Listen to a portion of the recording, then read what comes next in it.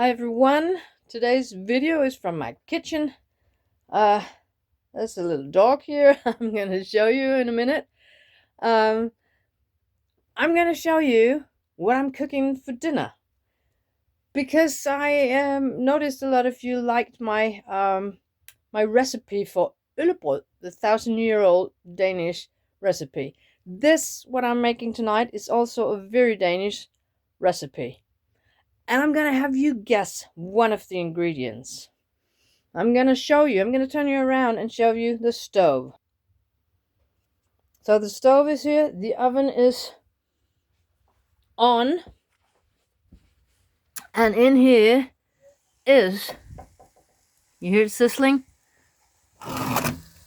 My dish. This dish consists of slices of pork belly, fresh, not bacon like smoked, and onions and apples, salt and pepper, and then one more ingredients. I'm just gonna put a little more wood on the fire, I think.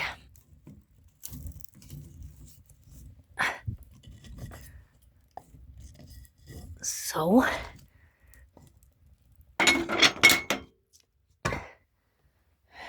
that's it, bubbling away. The big pan is out.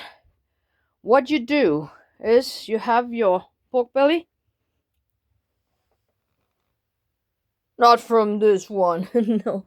You want to go out again? You can go out. That's okay. It's snowing, so she loves being out.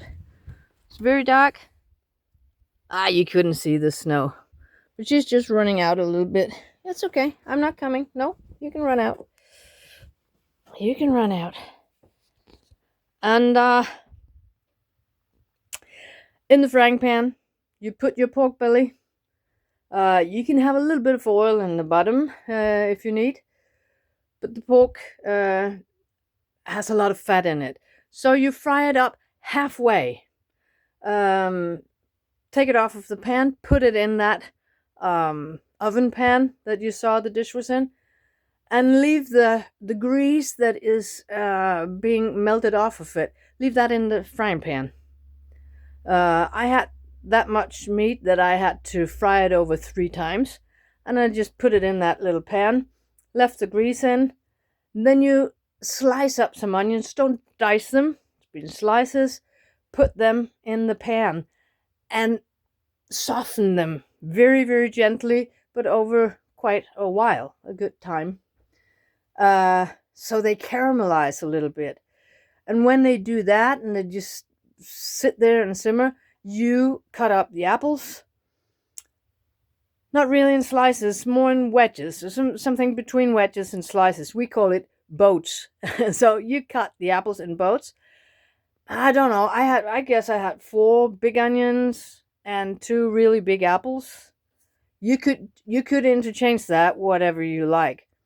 But those apple boats get in with the onions and just fry up a little bit, and then you put them in the pan, mix them up with the meat.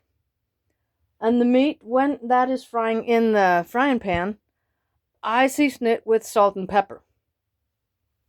And that's it. And then there's one green herb, or green dried herb. You can have it in the garden.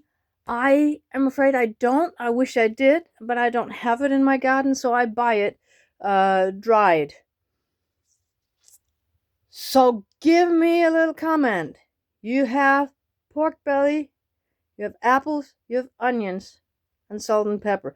And what would that green herb be that you put in with that? The way we eat it in Denmark is solely with rye bread. We eat it like it is, dig in with a fork. You're allowed to use your fingers to take the little pieces of pork belly. And then you just shovel it in with a fork, and then you have a piece of rye bread on the side. Some people have started to serve it up with pickled red beet, and that's a crime. That's a crime. Don't ever do that. Pickled red beets go to most other autumn and winter dishes, Danish winter dishes with potatoes and stuff. Not with this one. Stop it. Only rye bread. You can put butter on your rye bread. You don't have to. It's a very greasy, fat course, this one. So that's to your taste if you do it. But if you don't have rye bread and you're not Danish, I guess you could be allowed, if you don't tell anyone, to have it with mashed potatoes. In Danish, it's called æbleflæsk. Flæsk is the same as pork. Æble sounds like apple. That's because it is. So, apple pork, it's called. I don't know why the onions don't deserve to get mentioned, but I'm sorry, they don't. But they're very essential for this. As is that green dried herb that you drizzle on it.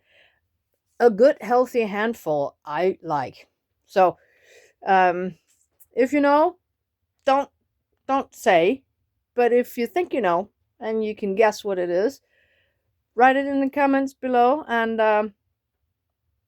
I am going to have it in, I guess, half an hour or so. Should we open it again, Lee, just to test to see how far gone we are? Gonna open into the oven. Now this oven has the thing that it's hotter in the back than in the front, so I'm gonna turn the pan around, and what you are allowed to do is to just stir it around a little bit so that it mixes up real good.